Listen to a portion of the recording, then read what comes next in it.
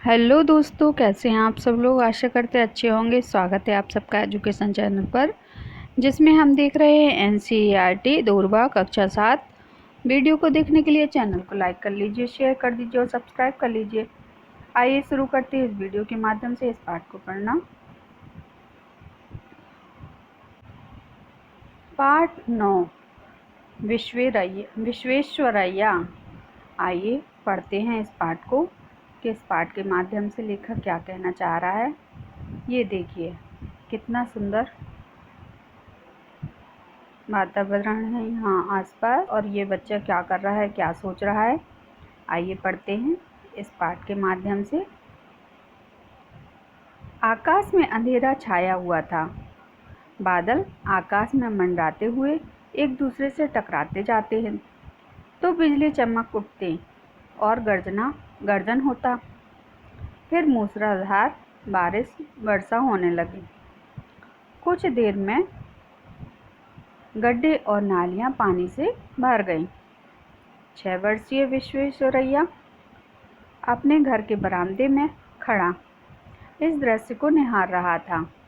गली में पंक्तियों में खड़े खड़े पेड़ बारिश में धुल जाने के कारण साफ और सुंदर दिखाई दे रहे थे। पत्तियों और टहनियों से पानी की बूंदें टप टप गिर रही थीं। थोड़ी ही दूरी पर हरे भरे धान के खेत लहलहा रहे थे।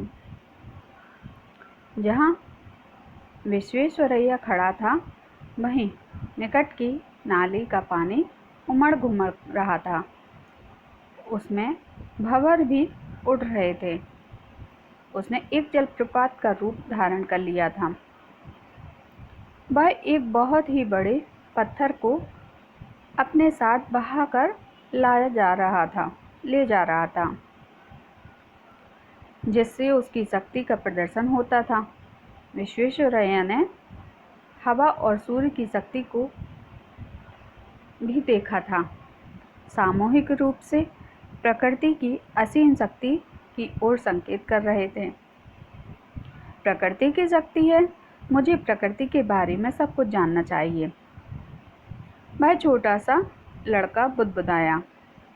फिर उसने थोड़ी दूरी पर निर्भीकता से मूसलाधार वर्षा में खड़ी एक आकृति को ताड़पत्र की छतरी हाथ में लिए देखा। वह उसे तुरंत पहचान गया। उसके कपड़े फटे हुए थे। वह कमजोर और भूखी लग रही थी। वह एक झोपड़ी में रहती थी। उसके बच्चे कभी स्कूल नहीं जाते थे। वह गरीब थी। विश्वेश्वरैया ने सोचा, वह इतनी गरीब क्यों है। तो ये हमारे विश्वेश्वरैया जी का सोचने का तरीका है। देखो, पहले उसने प्रकृति को देखा और प्रकृति के आसपास के वातावरण को एहसास किया, महसूस किया। उसने हवा, सूर्य आदि के सभी के प्रताप को देखा और सोचा कि प्रकृति में कितनी शक्ति है, और वह प्रकृति को जानने की और जिज्ञासा रखने लगा। और वह जानने के लिए आगे बढ़ा और सोचता है तो आगे एक औरत मिलती है जो एक छोटी सी झोपड़ी में रहती है। तो विश्वेश्वरैया ने सोचा, यह इतनी गरीब क्यों है, उसके पास कुछ भी नहीं रहता है और बिल्कुल भूखी, लाचार, कमज़ोर है। उन्होंने बड़ी गंभीरता से प्रकृति और गरीबी के कारण के बारे में जानने का प्रयास किया। पहले उसने क्या देखा था, प्रकृति देखी थी जो कितनी शक्तिशाली थी। फिर उसने गरीबी देखी। तो अब वह दोनों में अंतर करना और दोनों को जानने का प्रयास कर रहा है। वह परिवार के बड़ों से इन बातों पर उत्तर चाहते हैं। वह अपने अध्यापकों से ये जिरह करते हैं। वह उनसे प्रकृति के बारे में पूछते, ऊर्जा के कौन कौन से प्रचलित स्रोत हैं, कैसे इस ऊर्जा को पकड़कर इस्तेमाल में लाया जाता है। तो ऐसे ही विश्वेश्वरैया क्या है, अपने स्कूल में अध्यापक लोगों से पूछता है कि प्रकृति में ऊर्जा मतलब शक्ति, ऊर्जा के साधन जो हैं और कौन कौन से हैं और कैसे उनका हम इस्तेमाल करते हैं। वह यह भी पूछते हैं कि आखिर इतने लोग गरीब क्यों हैं।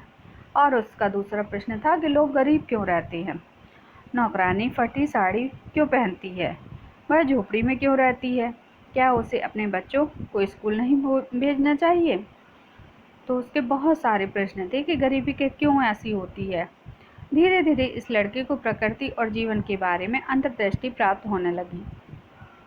उन्हें महसूस हुआ कि ज्ञान असीमित है, उसे बिना रुके सीखते रहना होगा, तभी उन्हें उन प्रश्नों का उत्तर मिल सकता है जो उन्होंने उठाए थे। उन्होंने निश्चय किया कि वह जीवन पर्यंत एक छात्र बने रहेंगे, क्योंकि बहुत कुछ सीखना बाकी है। तो विश्वेश्वरैया ने क्या प्रण लिया कि इस सब को जानने के लिए हमें पूरे जीवन पर्यंत पढ़ना होगा और एक छात्र की भांति बने रहना होगा, तभी हम इन सब चीज़ों के बारे में जान सकते हैं। तो वह पूरे जीवन पर्यंत छात्र की भांति रहा और अपने आसपास से शिक्षा लेने की कोशिश करता रहा। में उनकी महानता की कुंजी थी। मोक्षगुंडम विश्वेश्वरैया का जन्म मैसूर, जो अब कर्नाटक में है, के मुद्देनाहल्ली नामक स्थान पर 15 सितंबर 1861 को हुआ था। उनके पिता वैद्य थे। वर्षों पहले उनके पूर्वज आंध्र प्रदेश के मोक्षगुंडम से यहाँ आए और मैसूर में बस गए। 2 वर्ष की आयु से ही उनका परिचय रामायण, महाभारत, पंचतंत्र की कहानियों से हो गया। ये कहानियाँ हर रात घर की वृद्ध महिलाएं उन्हें सुनाती। कहानियाँ शिक्षाप्रद व मनोरंजन थी। इन कहानियों से विश्वेश्वरैया ने ईमानदारी, दया, अनुशासन जैसे मूल मानवीय मूल्यों को आत्मसात किया। तो कहानी जो है पंचतंत्र की हो या महाभारत, रामायण की हो, सब में क्या शिक्षा मिलती है हमको कि हमें कभी भी दूसरों पर अत्याचार नहीं करना चाहिए, दूसरों की सहायता करनी चाहिए, दूसरों को कभी दुखी नहीं करना चाहिए। तो ये सब शिक्षा हमें पंचतंत्र और रामायण, महाभारत से मिलती है। तो ये संस्कार बच्चों में शुरू से ही आ जाते हैं जब उन्हें सिखाया जाता है। ऐसे ही विश्वेश्वरैया में आ गए। विश्वेश्वरैया का पालन पोषण बहुत ही अच्छे संस्कार से हुआ। जैसे मूल मानवीय मूल्यों को आत्मसात किया। विश्वेश्वरैया चिकबल्लापुर के मिडिल व हाई स्कूल में पढ़े। जब उन्हें गॉड सेव द किंग, ईश्वर राजा को सुरक्षित रखे, बालक गीत गाने को कहा गया, तो उन्हें पता चला कि भारत एक ब्रिटिश उपनिवेश है। अब गॉड सेव द किंग पहले पढ़ते हैं। अपने मामलों में भी भारतीयों को कुछ कहने का अधिकार न था। भारत की अधिकांश संपत्ति विदेशियों ने हड़प ली थी। तो जब ये गॉड सेव द किंग गाना गाया गया, तब उसे पता चला कि हम ब्रिटिश के कब्जे में रहते हैं, हमारा सारा कुछ जो है वो ब्रिटिश के कब्जे में है। क्या उनके घर में काम करने वाली नौकरानी विदेशी शासन के कारण गरीब है? यह प्रश्न विश्वेश्वरैया के मस्तिष्क में उमड़ता रहा। राष्ट्रीयता की चिंगारी जल उठी और उनके जीवन में यह अंत समय तक जलती रही। विश्वेश्वरैया जब केवल 14 वर्ष के थे, तभी उनके पिता की मृत्यु हो गई। क्या वह अपनी पढ़ाई जारी रखें? इस प्रश्न पर तब विचार विमर्श हुआ जब उन्होंने अपनी माँ से कहा, अम्मा, क्या मैं बेंगलोर जा सकता हूँ? मैं वहाँ मामा रामैया के यहाँ रह सकता हूँ। वहाँ मैं कॉलेज में प्रवेश ले लूँगा।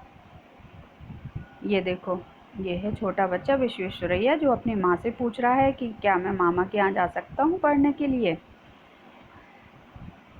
पर बेटा, तुम्हारे मामा अमीर नहीं हैं। अब माँ को क्या सोचना था कि तुम्हारे मामा के पास इतना पैसा नहीं है, तुम उन पर बोझ क्यों बनना चाहते हो? उनकी माँ ने तर्क किया, अम्मा ने अपनी ज़रूरतों के लिए स्वयं कमाऊंगा, मैं बच्चों को ट्यूशन पढ़ा दूंगा, अपनी फीस देने और पुस्तकें खरीदने के लिए मैं काफ़ी धन कमा लूँगा। मेरे ख्याल से मेरे पास कुछ पैसे बच भी जाएंगे, जिन्हें मैं मामा को दे दूँगा, विश्वेश्वरैया ने समझाया। उनके पास हर प्रश्न का उत्तर था। समाधान ढूंढने की क्षमता उनके पूरे जीवन में लगातार विकसित होती रही और इस कारण वह एक व्यावहारिक व्यक्ति बन गया। यह उनके जीवन का सार था और उनका संदेश था, पहले जानो फिर करो। बड़े होकर यही विश्वेश्वरैया का एक महान इंजीनियर बने।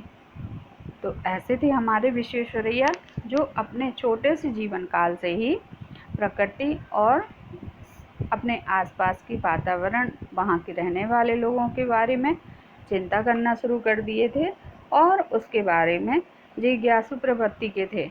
हमेशा कुछ ना कुछ जानने की कोशिश करते रहे। ये लिखा गया है R.K. मूर्ति के द्वारा, अनुवाद है सुमन जैन का। आगे हम इसके प्रश्नों के उत्तर को करते हैं। अभ्यास कार्य है, मंडराना, चारों ओर घूमना, मूसलाधार वर्षा, तेज बारिश, निहारना, देखना, बुदबुदाना, धीरे धीरे बोलना, उपनिवेश, वह देश जिस पर किसी अन्य देश का अधिकार हो, आत्मसात करना, आचरण में ढालना, मस्तिष्क, दिमाग, ऊर्जा, शक्ति, असीमित, जिसकी सीमा न हो, अंतर्दृष्टि, समझ, आकृति, आकार। पहला प्रश्न है, अपने घर के बरामदे में खड़े होकर 6 वर्षीय विश्वेश्वरैया ने क्या देखा? उत्तर है, विश्वेश्वरैया ने देखा कि आकाश में अंधेरा छाया हुआ था। बादल आकाश में मंडराते हुए एक दूसरे से टकरा जाते तो बिजली चमक उठती और गर्जन होता। फिर मूसलाधार वर्षा होने लगी। कुछ ही देर में गड्ढे और नालियां पानी से भर गईं। गली में पंक्तियों में खड़े पेड़ बारिश से धुल जाने के कारण वह सुंदर दिखाई दे रहे थे। पत्तियां और टहनियां से पानी की बूंदें टप टप गिर रही थीं। थोड़ी दूरी पर हरे भरे धान के खेत लहलहा रहे थे। जहाँ विश्वेश्वरैया खड़ा था, वहीं निकट की नाली का पानी उमड़ घुमड़ कर रहा था। उसमें भंवर उठ रही थी। उसने एक जलप्रपात का रूप धारण कर लिया था। वह एक बहुत ही बड़े पत्थर को अपने साथ बहाकर ले जा रहा था, जिससे उसकी शक्ति का प्रदर्शन होता था। विश्वेश्वरैया ने हवा और सूर्य की शक्ति को भी देखा। सामूहिक रूप से वे प्रकृति की असीम शक्ति की ओर संकेत कर रहे थे। अगला प्रश्न है, तुम्हें विश्वेश्वरैया की कौन सी बात सबसे अच्छी लगी और क्यों? उत्तर है, विश्वेश्वरैया को हर बात जो भी दिखती उसके बारे में जानने की इच्छा होती। वह जो भी काम करता बिल्कुल मेहनत से करता था। वह हर चीज़ को गहराई से जानने और समझने की कोशिश करता। उसकी यही बात हमें अच्छी लगती। अगला प्रश्न है, विश्वेश्वरैया के मन में कौन कौन से सवाल उठते थे? उत्तर है, विश्वेश्वरैया ने मूसलाधार वर्षा में खड़ी एक आकृति को ताड़पत्र की छतरी हाथ में लिए देखा। वह उसे तुरंत पहचान गया। उसके कपड़े फटे हुए थे। वह कमज़ोर भूखी लग रही थी। वह एक झोपड़ी में रहती थी। उसके बच्चे कभी स्कूल नहीं जाते। वह गरीब थी। विश्वेश्वरैया ने सोचा, वह इतनी गरीब क्यों है? उन्होंने बड़ी गंभीरता से प्रकृति और गरीबी के कारण को जानने का प्रयास किया। वह परिवार के बड़ों से इन बातों का उत्तर जानना चाहते थे। धीरे धीरे इस लड़के को प्रकृति और जीवन के बारे में अंतर्दृष्टि प्राप्त होने लगी। उन्हें महसूस हुआ कि ज्ञान असीमित है। अगला प्रश्न है, विश्वेश्वरैया अपने मन में उठे सवाल का जवाब अपने अध्यापकों और बड़ों से जानने की कोशिश करते थे। क्या तुम अध्यापकों से पाठ्य पुस्तकों के सवाल के अतिरिक्त कुछ सवाल पूछते हो? कुछ सवालों को लिखो जो तुमने अपने अध्यापकों से पूछे हो। उत्तर है हाँ। जब हमें कुछ समझ नहीं आता तो पाठ्य पुस्तक के अतिरिक्त भी मन में उठे सवालों को हम अपने अध्यापकों से पूछते हैं, जैसे हम क्या आगे करें कि हमें कोई भी अच्छी नौकरी प्राप्त करें। आप हमें बाहर घुमाने कब लेकर जाओगे? हमारी सिर्फ रविवार की छुट्टी क्यों होती है? इस तरह के सवाल मन में उठते हैं जो हम अधिकतर बार पूछते हैं।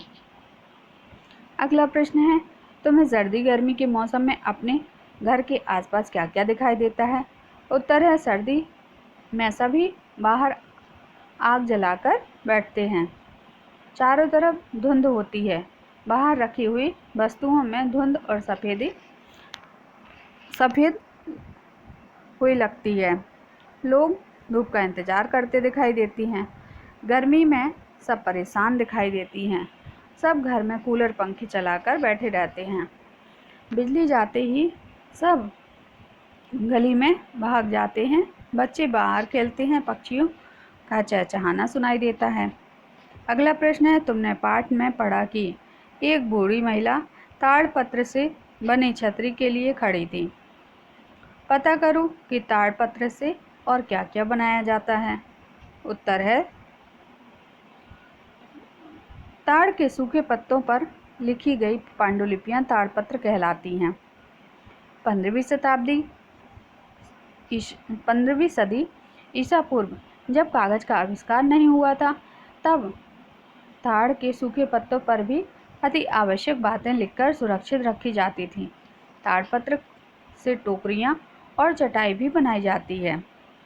अगला प्रश्न है, विश्वेश्वरैया ने बचपन में रामायण, महाभारत, पंचतंत्र आदि कहानियां सुनी थी। तुमने पाठ्य पुस्तक के अलावा और कौन कौन सी कहानियां सुनी हैं? किसी कहानी के बारे में बताओ। उत्तर है, राधा कृष्ण के प्रेम के बारे में कौन नहीं जानता। कहते हैं कृष्ण और राधा का विवाह नहीं हो पाया, लेकिन दोनों में इतना प्रेम था कि आज भी दोनों का नाम एक साथ लिया जाता है। श्री कृष्ण का राधा के प्रेम और राधा का श्री कृष्ण के लिए समर्पण देखते ही बनता था। शायद इसलिए अपने आप को सबसे बड़ा भक्त कहने वाला नारद मुनि को राधा से जलन होने लगी थी। यह बात श्री कृष्ण अच्छी तरह जानते थे। एक दिन राधा के बारे में बात करने के लिए नारद मुनि के श्री कृष्ण के पास गए। यह बात श्री कृष्ण को पता चल गई थी। जैसे ही नारद मुनि वहां पहुंचे तो श्री कृष्ण के उन्हें देखकर अपना सिर पकड़कर बैठ गए। नारद मुनि ने श्री कृष्ण से पूछा कि क्या हुआ प्रभु, आप ऐसे अपने सिर को पकड़कर क्यों बैठे हैं? श्री कृष्ण ने कहा, हे नारद मुनि, मेरा सिर दर्द कर रहा है। नारद मुनि ने पूछा, प्रभु, इसको दूर करने का उपाय क्या है? तब श्री कृष्ण ने कहा, अगर मैं अपने सबसे बड़े भक्त का चरणामृत पी लूँ तो इसे दूर किया जा सकता है। तब नारद मुनि ने सोचने लगे कि सबसे बड़ा भक्त तो मैं ही हूँ, लेकिन अगर मैं अपना चरणामृत दूंगा तो मुझे नरक में जाने का जितना पाप लगेगा। मैं प्रभु को अपना चरणामृत नहीं दे सकता। कुछ देर सोचने के बाद उनके मन में राधा का विचार आया और वे सोचने लगे कि लोग राधा को भी श्री कृष्ण के सबसे बड़ा भक्त मानते हैं, इसलिए क्यों ना उनके पास जाकर पूछा जाए। ऐसा सोचकर वह राधा के पास चले गए और उन्हें सारी बात बता दी। राधा ने जैसे ही सुना, एक बर्तन में अपने पैरों को धोकर चरणामृत नारद मुनि को देते हुए कहा, हे नारद मुनि, मुझे नहीं पता कि मैं उनकी कितनी बड़ी भक्त हूँ, लेकिन मुझे यह पता है कि श्री कृष्ण को अपना चरणामृत देने से मुझे नरक में जाने जितना पाप मिलने लगेगा और मुझे नरक जितनी यातना सहन करनी पड़ेगी। मुनिवर, वह सब मैं सहन कर सकती हूँ, लेकिन अपने स्वामी की पीड़ा को नहीं देख सकती। यह चरणामृत ले जाकर आप उन्हें दे दें। राधा की बात सुनकर नारद मुनि का सारा घमंड चूर चूर हो गया और उनको पता चल गया कि राधा ही सबसे बड़ी भक्त हैं और श्री कृष्ण ने यह लीला मुझे समझाने के लिए ही रची थी। जब नारद मुनि राधा के पास से वापस आ रहे थे तो उनके मुख से केवल राधा के नाम की ही धुन सुनाई दे रही थी। जब भी श्री कृष्ण के पास पहुँचे तो देखा कि श्री कृष्ण उनके देखकर केवल मुस्कुराए जा रहे थे और नारद मुनि ने भी सारी बात को समझकर उन्हें प्रणाम करते हुए कहा, राधे राधे। अगला प्रश्न है, तुम्हारे मन में भी अनेक सवाल उठे होंगे जिनके सवाल तुम्हें नहीं मिले। ऐसे ही कुछ सवालों की सूची बनाओ। उत्तर है, धरती पर सबसे पहले कौन आया? जो चीज़ें हम प्रयोग करते हैं, जिस नाम से हम उनको बोलते हैं, उन्हें वह नाम किसने दिया? क्या सच में भगवान और भूत होते हैं? सबका मरना क्यों जरूरी होता है?